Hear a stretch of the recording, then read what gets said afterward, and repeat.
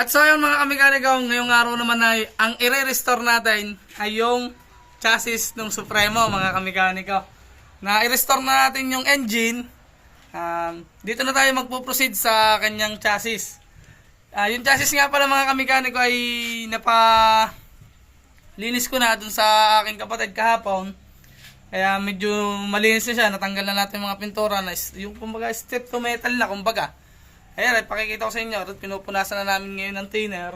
Naliho ko na rin ng 120 grip. Pero mas maganda kung meron kayong sunblast.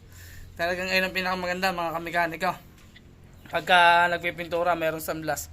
Kasi tayo, wala pa tayong sunblast. Kaya medyo matagal pa yung mga proseso natin sa pagre-repaint. Pero ginagawa naman natin yung paraan para mawala lahat yung pintura, yung mga kalawang mapababaw natin. Hindi siya totally wala lahat pero napapababaw natin. Pakikita ko nga sa inyo yung natapos nating i-strip to metal kahapon. Yan, pakita ko sa inyo. Yan, ito na yung chassis mga kamikaniko na tanggalan na natin ng pintura. Yan. I-strip na rin. Ngayon na may bubugahan naman natin siya ng anti-corrosion. Yan. Ito yung anti-corrosion na ginagamit natin mga kamikaniko. Yan.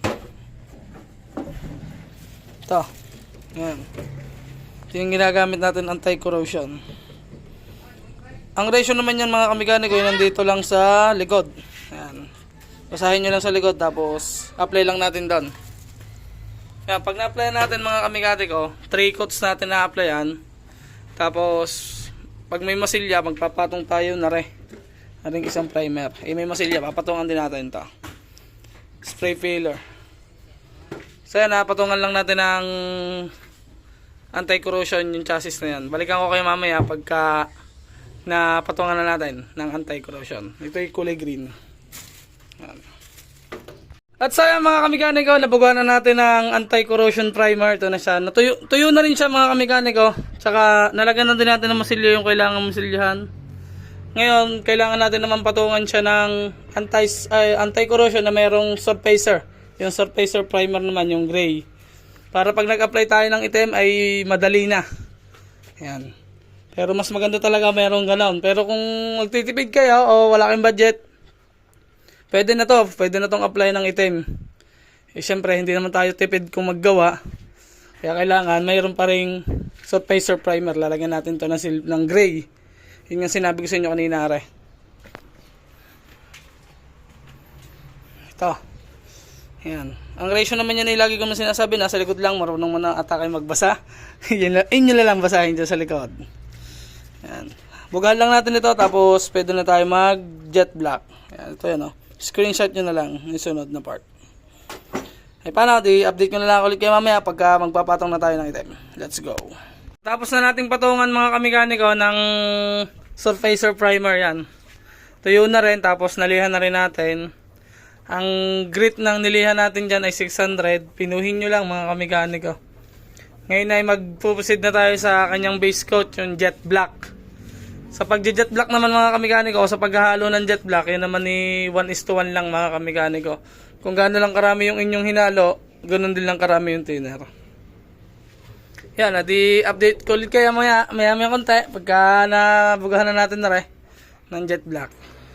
Buga lang tayo mga kamikaniko. Let's go. Yan mga kamikaniko, tuyo na yung ating pinatungan ng item. Napatungan na rin natin, tuyo na yan.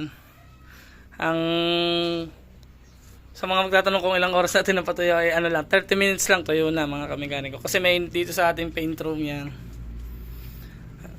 So yan, papatungan naman natin siya ng top coat. Hindi ko nalilihain mga kamikaniko. Kasi maganda naman yung pagkakalapat. Pero pagka pangit yung pagkakalapat ng pintura, obligado kayong magliha. Kasi pangit yung pag tinaputan nyo. Ito naman, makinis naman siya. O, yun, o. Diba? Para na nga may clear. Pero ang clear na ginagamit natin dyan, ito mga kamikaniko, Nippon. Ang ratio lang yan ay nasa likod. Yan. Screenshot nyo na lang yung ating ginagamit.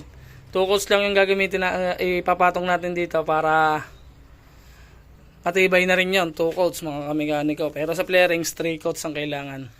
Kasi medyo mahirap po ang magpatong ng clear coat sa ganitong mga chassis. Yan.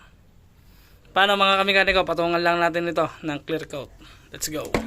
So ayun mga kamekaniko, natapos na natin yung nire-restore natin na chassis. Ito, pakikita ko sa inyo, nandito ako ngayon sa bilaran natin dito sa may tubuhan. Are, kasi may tuyo na, pinaiinitan ko nila para talagang matuyo. Pakita ko sa inyo. Ayun mga kamekaniko, yung chassis natin natapos ngayong araw. Diga Kintaban.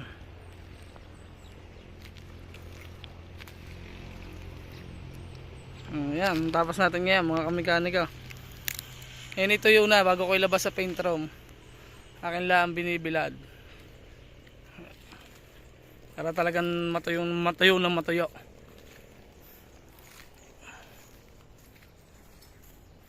Okay na siya. Ganda. Hanggang likod dyan mga kamekan, hanggang kabila pala. Likod lang natin. Ayan. Diba? Kita nga dito yun. Ayan. Alright na.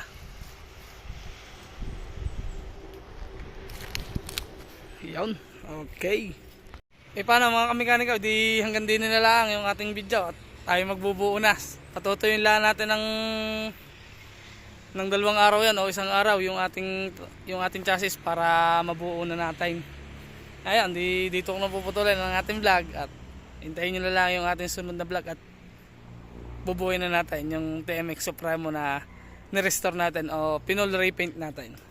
Okay, hanggang dito na lang. Peace out.